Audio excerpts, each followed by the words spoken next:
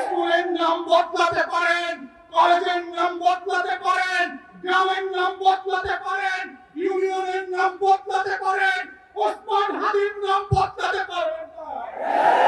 লাখো শহীদের রক্তে কেনা দেশ টাকা পাবেন না। প্রধানমন্ত্রীও না, শাহ আলমের কাছেও বাংলাদেশ বিক্রি করে দেওয়া হয় নাই।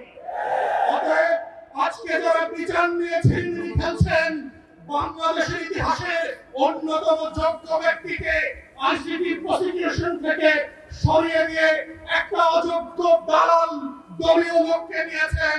তিনি আজকে বলছেন তিনি নাকি বিচার করতে ভয় পাচ্ছেন। আপনার যদি এত ভয় লাগে আপনি এই খাতায় নাম লেখাইলেন কেন?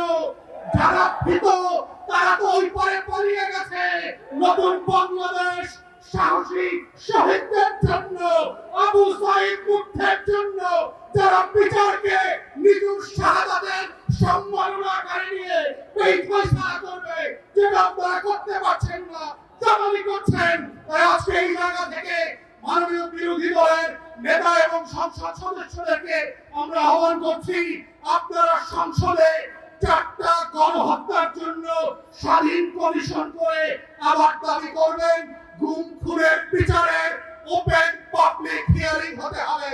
যেটা আমেরিকাতে পশ্চিমা দেশগুলোতে যেই গণশুনানি হয়, গত 17 বছরের হাজার হাজার গুম হয়ে যাওয়া লাশ পর্যন্ত, স্মৃতি পর্যন্ত হারিয়ে ফেলা মানুষদের গল্প এই বাংলাদেশের 20 কোটি মানুষের ঐতিহাসিক স্মৃতি সংরক্ষণের জায়গা থেকে স্মরণে রাখতে হবে। এই কমিশনগুলো বিটিভি এবং সংসদ থেকে লাইভ করতে হবে। জুলাই জাদুঘর অবিলম্বে ওপেন করে দিতে হবে জাতির কাছে। জুলাই স্মৃতি শহীদ স্মৃতি ফাউন্ডেশন তার কর্মকর্তা কর্মচারীরা গত 4 মাস ধরে বেতন পায় না। মাননীয় বিরোধী দলীয় নেতা, বিরোধী দলীয় চিফ হুইপকে বলছি, বাজেট সেশনে অবশ্যই আপনাদেরকে এইটা সংসদে রেজ করতে হবে।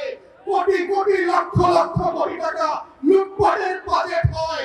আমার 24-এর শহীদদেরকে নিয়ে যে ফাউন্ডেশন কাজ করছে তারা 4 মাস ধরে বেতন পায় না। এটা লজ্জার বিষয়। লজ্জা হওয়া দরকার সরকারি দলে, যাদের রক্ত দিয়ে আপনারা ক্ষমতা এসেছেন। আমরা সেই দিন বদলের রাজনীতি করতে চাই। মাথায় রাখবেন, বিমান কিন্তু সকল প্যাসেঞ্জারের জন্যই টিকিট কেটে দেয়।